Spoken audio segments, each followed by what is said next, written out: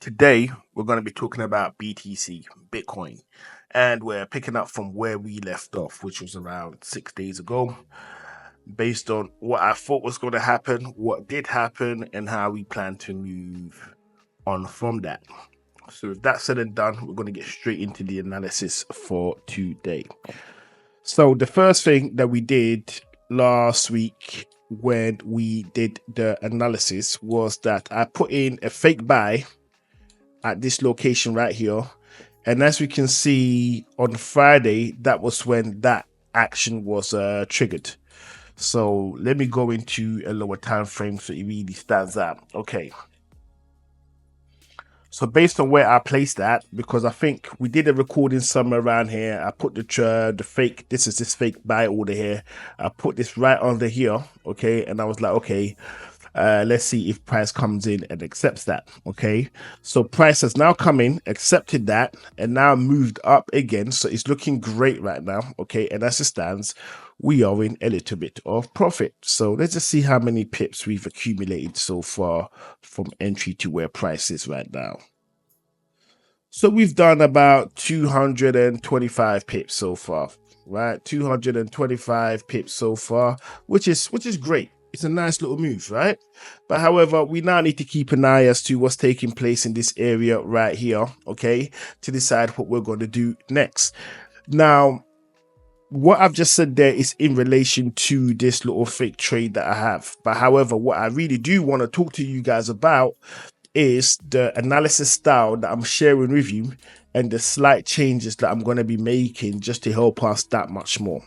So as it stands with my analysis style, it kind of is, I do swing trades, right? So in my trading activities, I aim to hold that trade for as long as humanly possible, right? But however, when I drop my analysis to you guys, it's mainly based on, say, a couple days here or there, right? And that's what that is. And in my opinion, I don't think I'm putting that much, well, let me use these words instead.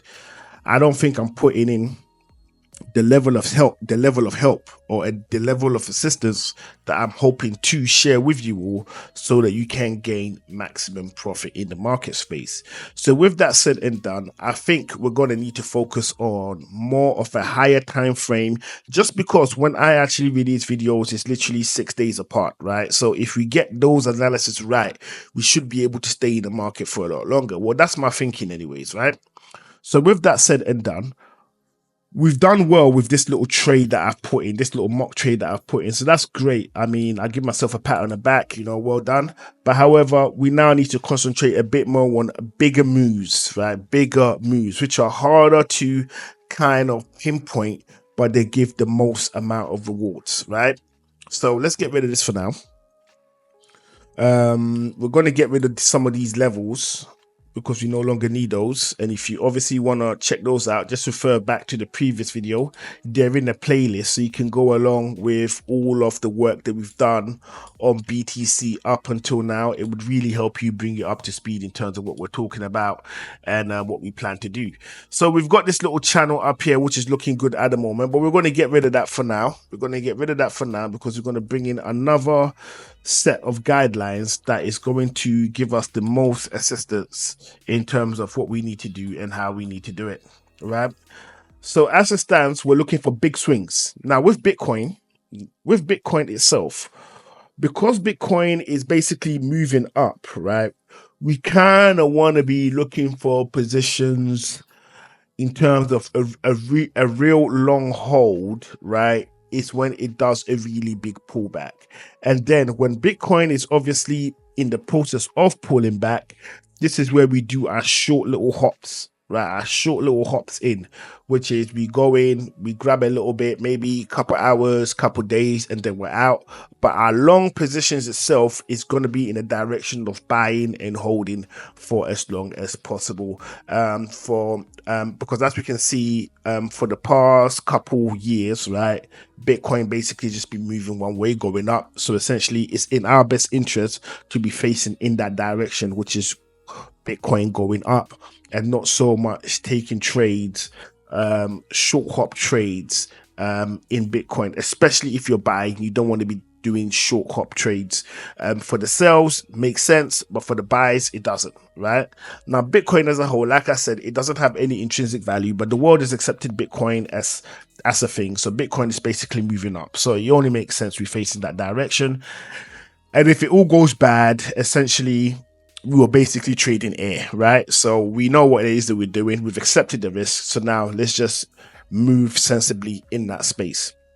So the first thing that I'm going to do, okay, is going to be in anticipation of Bitcoin giving us a discount so we can hold for as long as possible. And the first thing is I'm putting a trend line right here. Okay, putting a trend line right here. We have a number of low value nodes, right, in accordance with the volume profile. So these are the low value nodes right here. Low value node, low value node, low value node. This area right here, in case you didn't know, this is what we call the low value area of the volume profile. This area right here is what we call the high value area of the volume profile. This little level that you're seeing right here, this is what we call the point of control. So price is attracted to the point of control. Okay, so price likes coming to dead on to this area or hovering around it, right? But it likes this area, right? So we have to bear that in mind when we're using the volume profile to assist with our trades. So with that covered, what we're now looking for is we want to see a break of this trend line, okay, which is going to indicate the probability that we will be getting a discount. And then once it breaks, we want to see where price lands. Now, in my opinion, I think price will probably break this trend line, make his way all the way down to the area of the point of control, and then it may go down a little bit lower to the low side boundary of the high value area of the volume profile, which is this location right here.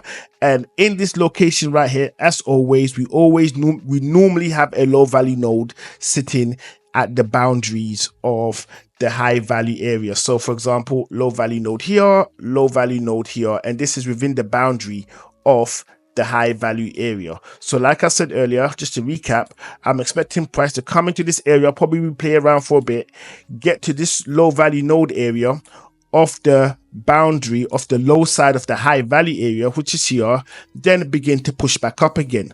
Around here is where we're looking for our discounts, right? We might get a discount in this area, but these are the areas where we're looking for Bitcoin at its cheapest price possible in accordance with what it's currently doing. That is just how I'm basically looking at the whole thing as it stands right now. I may be right, I could be wrong, but only time will tell, right? So with that said, we're now going to go into this, we're now going to zoom in a little bit. Actually, as a matter of fact, I think let me jump into a day. A day is going to give us a lot more guidance, right? So as we can see on a day, if you look at Bitcoin right now, is we can see that the current candle that we are looking at right now is pushing downwards, right? And the wick that triggered in our fake buy into Bitcoin, okay, has a small body with a really long tail. So basically it's like a hammer candle, right? I'm expecting this candle to be filled. I'm expecting price to fill this candle at the bare minimum, which basically means it could come to this location and it could bounce. This could be a good area to get in terms of taking longs to the upside. But however, as good as it is, we kind of want to stay in this for as long as humanly possible. And because that is what we're looking to do, I would say let's factor in this little, let's put in this trend line right here to assist us with that process. So essentially, this is the trend line that we would need broken to consider buys to the upside. But on top of that, the most important thing that we're looking for is we want to see a close above this level right here, okay? Because this close will be above the low value node area. And what we're looking at now is basically Bitcoin at its highest point. So in accordance with the volume profile itself, there is no passive order sitting in this area unless you have individuals looking to sell. So there'll be nothing but sell orders sitting in this location up here. Okay, all of the action is down here. So all the passive buys are all right here. And I can tell you one thing right now, which is just my opinion. I believe most of the orders in the volume profile itself are all long positions, right? You're hardly going to see any sells sitting in this area. It is mainly longs, which basically means that market sentiment right now is really pushing Bitcoin all the way up to the upside. And don't forget the implications that this will have for the alts as well. Okay, whatever Bitcoin does, the alts follow. So you want to have this in mind. So with that said and done, okay, if price doesn't go down to the levels that I've mentioned earlier, okay, you could do a Michael Saylor, all right, and pick it up at this level, which is a close above the low value node area, this area right here, okay, which will give somewhat of a strong signal to say that price wants to go up, right? And then you could load in at this level and then wait to see what it does. However, if you are patient and you're able to wait, let's see if price knocks out this trend line. If it does knock out this trend line, then essentially you're looking for discount for your long positions. If you want to obviously make some dough on your way down, then naturally you could think about putting in sells with a trailing stop. So with a trailing stop, especially on BTC, you have to do it in a form of an OCO. And then lay it in that kind of way where you have your trailing stop locked in. And I think that could work to your advantage if you play it in that way, right? So what do we want to take away from this video that you're watching right now? What are the takeaway points? So the takeaway points is this.